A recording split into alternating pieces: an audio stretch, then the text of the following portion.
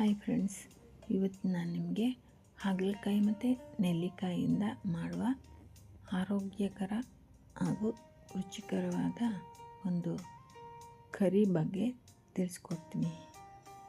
So 2 ಹಾಗಲಕಾಯಿ ತೊಗೊಂಡ್ಬಿಟ್ಟು ಅದನ್ನು 2 piece ಮಾಡಿ ಅದರಿಂದ ಬೀಜ ಎಲ್ಲ ತೆಗೆದು ಕ್ಲೀನ್ ಮಾಡಿ ಇಟ್ಕೊಳ್ಳಿ.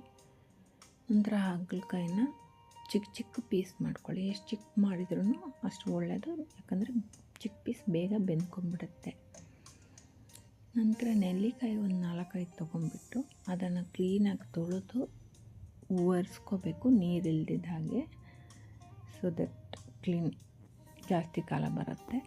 ಸೊ ನೆಲ್ಲಿಕಾಯಿನ ನೀವು ನಂತರ ತುರಿದಿಟ್ಕೊಳ್ಳಿ. ತುರಿದು ಒಂದು ಬೌಲಲ್ಲಿ ಹಾಕ್ಕೊಂಡ್ಬಿಟ್ಟು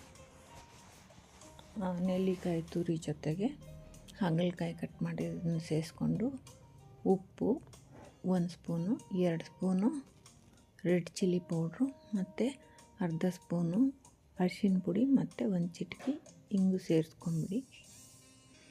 ಅದೆಲ್ಲ ಮಿಕ್ಸನ್ನು ಚೆನ್ನಾಗಿ ಮಿಕ್ಸ್ ಮಾಡಿ ಬೌಲಲ್ಲಿ. ಸೊ ದಟ್ ಎಲ್ಲ ಕಡೆಗೆ ಉಪ್ಪು ಖಾರ ಎಲ್ಲ ಸೇರಬೇಕು. ಆ ಥರ ಮಿಕ್ಸ್ ಮಾಡಿಕೊಂಡು ಆ ಮಿಕ್ಸನ್ನು ನೀವು ಓವರ್ ನೈಟ್ ಸೀಸನಿಂಗಿಗೆ ಬಿಡಬೇಕಾಗತ್ತೆ. ಸೊ ಎಲ್ಲ ನೀವು ಎಕ್ಸ್ಟ್ರಾ ನೀರು ಹಾಕೋದು ಬೇಕಾಗಿಲ್ಲ, ಅದರಲ್ಲಿರೋ ನೀರಲ್ಲೇ ಎಲ್ಲನೂ ಸೇರಿಕೊಳ್ಳುತ್ತೆ.